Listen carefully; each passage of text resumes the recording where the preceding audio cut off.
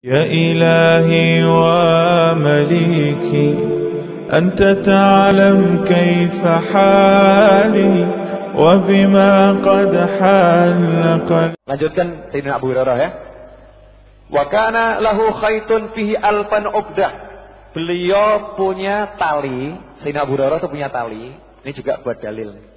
Punya tali, talinya itu dibundeli dengan 1000 bundelan. Bundelan itu apa? Buhul ya. Ya, 1000 buhul. Buhul ini bahasa apa aslinya? Kok jadi bahasa Indonesia ya?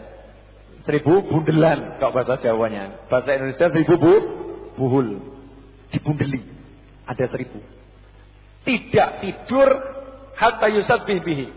Beliau tidak tidur sebelum bertasbih 1000 kali sebanyak jumlah bundelan itu. Subhanallah, subhanallah, subhanallah. 1000 baru tidur. Padahal yang diajarkan Nabi berapa? 33 atau 1000? 33. Abu Hurairah buat 1000. Bid'ah mboten? Ada tuntunannya enggak nih Abu Hurairah ini mau tidur tasbihan 1000 kali? Ada tuntunannya enggak? Enggak ada. Ngarang-ngarang sendiri atau diajari Nabi? Ngarang sendiri. Neraka atau surga? Ngomongin rokok. Abu Hurairah kok dinerakakan sahabat-sahabat besar ini ya. Ini sahabat besar berbuat sunnatan hasanatan yang disebut bahasa kita bid'ah hasanah. Gak diberi tuntunan Nabi, Nabi cuma ngajarkan banyak zikir. Maka beliau sebelum tidur pengen zikir bertasbih kepada Allah sebanyak 1000 kali. Yang diajarkan Nabi dijalankan 33, 34 jalankan. Setelah itu yang di luar ajaran Nabi, yang kreasi sendiri, yang sifatnya perintahnya umum, jalankan juga. Hasilnya yang diajarkan Nabi diamalkan, yang made in sendiri juga dijalankan. Buatan sendiri. Ini 1000 ini buatan sendiri. Buatan sendirinya tapi bersandar kepada hadis Nabi. Hadis Nabi yang mana? Hendaknya engkau terus berzikir kepada Allah hingga engkau meninggal dunia dalam keadaan lisanmu basah karena berzikir kepada Allah. Saya mau tanya, tidur itu mati atau hidup? Tidur itu mati. Rasul bersabda, teruslah engkau berzikir kepada Allah ya, sampai engkau meninggal dalam keadaan lisanmu masih basah. Lisanmu masih basah. Latihannya berarti kalau mau tidur lisannya basah. Cuman seringkali kita mau tidur lisannya basah, minum air. Bukan basah karena zikir. Nah, ini orang-orang soleh mau tidur lisannya basah karena zikir. Jadi sambil tidur itu terlapnya zikir. Kalau kita mau tidur nonton, akhirnya ditonton sama, mau tidur nonton konengan radio, akhirnya diperdengarkan oleh radio. Nah, sahabat tidak begitu, mereka berzikir. Makanya kalau orang zaman sekarang melarang-larang kita ngarang jumlah zikir, ya ngarang jumlah zikir dilarang-larang, justru yang melarang itu nggak ada tuntunannya. Karena Nabi nggak pernah larang umat Islam buat zikir hitungan sendiri, nggak ada hadisnya. Ada hadisnya enggak? Kok berani ngelarang-larang? Kanjeng Nabi enggak ngelarang, kok dia berani ngelarang? Siapa yang ngajarin? Oh, Kanjeng Nabi tidak melarang. Kok dia berani melarang? Berarti dia sudah tidak punya tuntunan dari Nabi Muhammad sallallahu alaihi wasallam. Sampai di sini jelas atau belum? Jelas. Alhamdulillah masih ada setengah jam untuk materi. Setelah itu tanya jawab. Saya lanjutkan ya. Yang ketiga hikmahnya apa? Hikmahnya di situ termasuk boleh seseorang itu menggunakan alat hitung untuk menghitung zikirnya. Ini orang ingat masih saya ceritakan waktu itu, masih ingat? Sudah lupa? Yang mana? Ya, pertanyaan cerdas, yang mana? Saya punya teman pernah mau ngambil handycam yang disita dari sebuah pengajian lah gitu. Disita oleh sebuah pengajian. Teman saya masuk situ mau minta handycamnya, jalan pegang tasbih sama zikiran. Begitu masuk langsung bilang, "Hei neraka, hei neraka, neraka itu pakai tasbih neraka, gak ada tuntunannya, bid'ah neraka." Ngeri mboten itu. Panjenengan pegang tasbih dibilang bid'ah, dibilang neraka. Ini hati-hati sama yang model begini. Dunia ini dilaknat oleh Allah. Itu hadis Rasul SAW. Dunia ini dilaknat oleh Allah. Kecuali. Kecuali. Siapa yang gak dilaknat? Zikrullah. Apalagi segala sesuatu yang bisa membantu atau menjadi sarana zikir. Contoh sajadah. Itu menjadi sarana zikir. Karpet yang kita duduki malam hari ini menjadi sarana zikir. Sound system yang saya pakai ini tidak dilaknat karena menjadi sarana zikir. Handycam yang menjadi untuk meliput majelis ini menjadi sarana zikir, tidak dilaknat oleh Allah. Au aliman, atau orang yang berilmu, para ulama, tidak dilaknat oleh Allah. Atau orang yang menuntut ilmu, tidak dilaknat oleh Allah. Artinya kalau tidak dilaknat berarti mendapat rahmat. Justru tasbih itu, zat tasbihnya udah mendapat rahmat. Makanya megang tasbih saja itu penyebab turunnya rahmat. Megang tok. Apalagi sudah megang diputer. Ya, walaupun muternya itu by jam aja. Wah. Padahal ini manggil nama apa namanya? Nama kekasihnya gitu ya. Wes biar mantap itu. Ya. Monggo. Baru bahas istighfar langsung roti keluar gitu ya. Silakan diminum. Oh ya. Fadilah istighfar.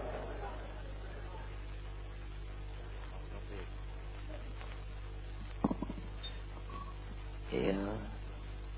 Malam hari ini kita nyantai ya. Nyantai pokoknya. Abu Hurairah selesai malam hari ini insyaallah ya. Ya. Jadi megang saja. Ada seorang wali Allah yang percaya alhamdulillah, gak percaya hati-hati. Sebab ini mimpi seorang wali. Kalau orang cerita mimpi Nabi, yang mimpi itu wali, yang gak percaya itu bahaya. Karena mendustakan sabda Nabi.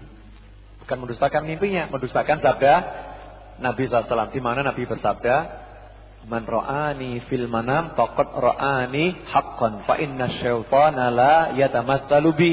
Kama qala sallallahu, siapa yang bermimpi melihat aku betul-betul melihat aku, sebab setan tidak bisa menyerupai diriku, kata Rasulullah SAW. Para ulama juga menjelaskan al ulama warathatul anbiya. Kalau setan tidak bisa menyerupai nabi, maka setan juga tidak bisa menyerupai wali. Makanya kalau setan ngaku Sunan Kalijogo nggak mungkin bisa. Atau setan ngaku misalnya Sunan Bonang tidak mungkin bisa. Mau nyerupai itu nggak bisa. Karena para wali ini hidupnya dilindungi, setelah meninggal dunia juga dilindungi. Tidak mungkin para wali kemudian namanya, wajahnya itu dipakai gitu ya. Dipakai setan nyamar jadi wali ini. Nggak mungkin bisa. Terlindung. Ya terlindung. Dia kalau nyamar mirip-mirip wali bisa. Cuman bukan wali itu gitu ya. Wali-walian. Ya wali murid. Nah ini para aulia juga sama. Siapa yang mimpi wali, ya udah, itu betul-betul mimpi ketemu wali Allah. Nah ini ada seorang soleh mimpi ketemu Rasulullah SAW, kemudian minta, ya Rasulullah, ajari saya sesuatu yang tidak engkau ajarkan kepada para sahabatmu. Nah kalau wali mimpi dapat ajaran dari Nabi, ajarannya hanya khusus untuk dirinya sendiri. Atau orang lain yang mau mengamalkan tapi tidak ada kewajiban untuk mengamalkan. Mau mengamalkan silahkan, tapi tidak ada kewajiban. Dan dia tidak boleh ngomong, ini ajaran Nabi loh ya, nggak boleh. Itu khusus buat dirinya sendiri. Nah, wali ini mimpi ketemu Rasulullah SAW, minta diajari sesuatu, maka Rasul mengajarkan selama aroma kopi masih di seseorang, di mulut seseorang, para malaikat memintakan ampun untuknya. Enak tak ini? Ini yang jago ngopi ya, diniati. Makanya ngopinya niati biar dapat istighfar. Caranya bagaimana? Jangan main kartu sambil ngopi. Lain itu. Itu kopinya lain ya. Terus kopi yang bagaimana yang menyebabkan malaikat minta ampun untuk orang tersebut adalah kopi di pengajian seperti ini misalnya ya. Dibagikan kopi itu, yang minum kopi selama masih aroma kopi, malaikat mintakan ampun. Malam mau tahajud ngantuk-ngantuk buat kopi. Nah baca doa nawaitu biar seger badannya. Minum kopi itu selama aroma kopi masih ada, dimintakan ampun oleh para malaikat. Ya seperti itu. Tahu enggak asal usulnya kopi dulu? Enggak pernah saya bahas kan? Masih ingat? Waktu di bulan Ramadan, kopi itu asal usulnya, nanti baca di Google ya, tanya sama Syekh Google. Ya, saya Google. Asal usulnya kopi, kahwatul bun, biji kopi. Dulu tuh masyarakat internasional yang dikenalkan teh ya seperti itu. Kopi itu ditemukan agak akhir. Kapan? Nanti dicek di Google, tahunnya saya nggak hafal. Yang jelas itu di masanya Syekh Abil Hasan Asyadzili. Ya, di masanya Syekh Abil Hasan Asyadzili. Ketika masyarakat Yaman mengalami kesurupan massal. Satu negara itu kesurupan massal tingkat nasional. Gimana coba? Oh, baru kesurupan massal tingkat SD gitu aja ya. SD satu sekolah 50 orang pada bingung. Ini tinggal. Jadi itu kesurupannya betul-betul menasional. Bukan cuma satu kabupaten. Hari ini kabupaten ini ya, mungkin siang, sorenya kabupaten ini terus begitu tuh ya. Akhirnya para ulama rapat nih. Rapat para ulama, orang-orang soleh lah rapat. Ini obatnya apa nih? Ngadepi jin tingkat nasional. Ya, ngadepi jin tingkat nasional. Karena udah terjadi penggusuran jin. Jin itu sama Rasulullah dulu kan dipindah di hutan atau di gunung atau di laut. Cuman manusia sekarang kan hutan dibuat gundul ya, laut dibom, dikasih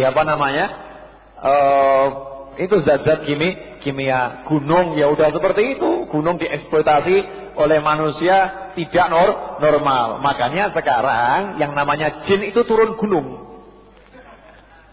Jin turun gunung, jin keluar dari hutan, jin muncul dari lautan, pindah kemana? Pindah ke perumahan manusia. Masuk di sana nih. Wah, akhirnya terjadi kesurupan massal. Ulama rapat, ini obatnya apa nih ya? Obatnya apa? Angkat tangan, tawajuh sama Allah, minta sama Allah, doa. Mereka doa, akhirnya Allah mengirimkan malaikat untuk menunjukkan obatnya, yaitu biji kopi. Dulu belum ada namanya mixer itu ya.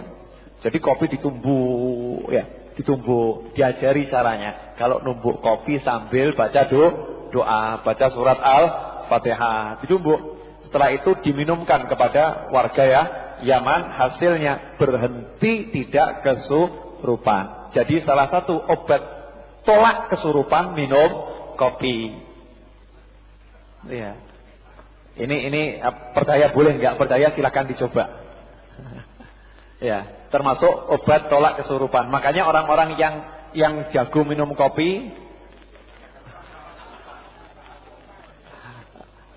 ya susah disurupi gitu ya. Susah disurupi. Ya, susah disurupi. Nah, hadirin yang dimuliakan Allah Ta'ala. Kemudian yang kedua kata Rasulullah SAW dalam mimpi tersebut, selama seseorang itu pegang tasbih, maka dia dihitung oleh Allah sebagai ahli tasbih.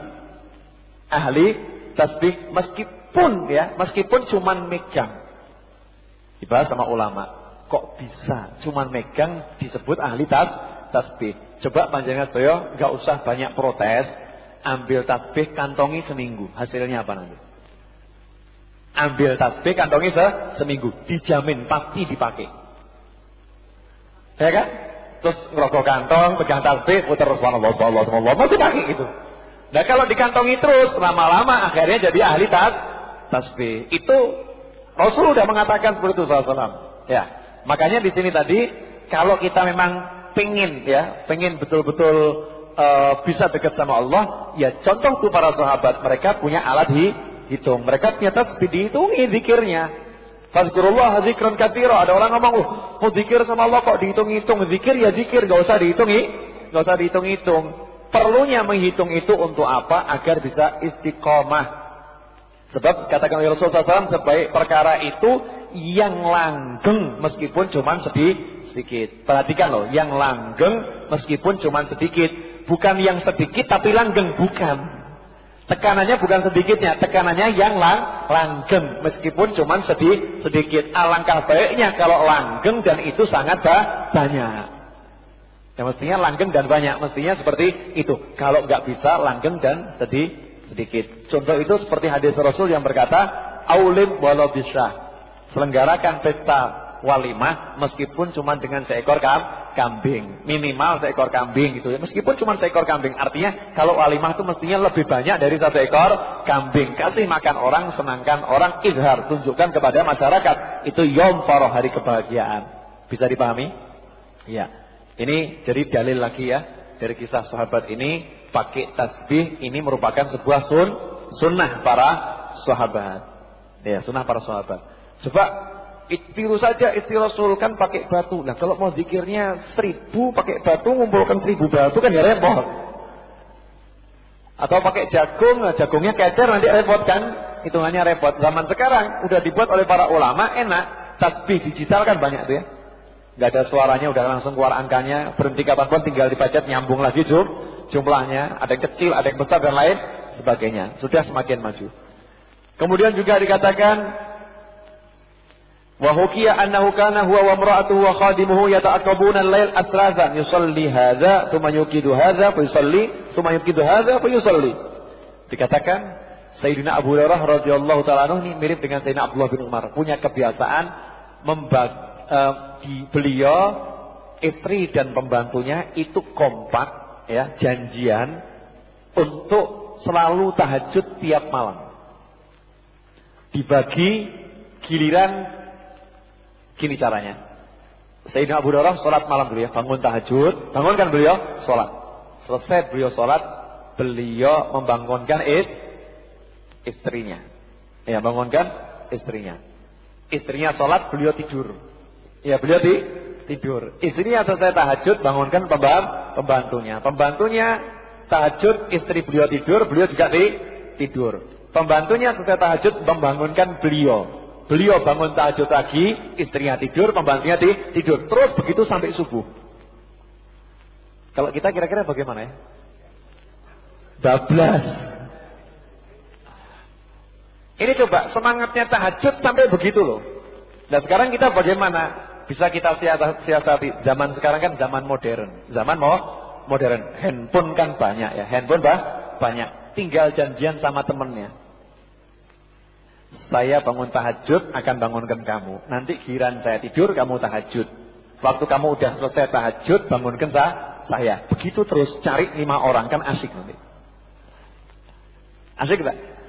Asik. Jadi punya apa namanya community tahajud net.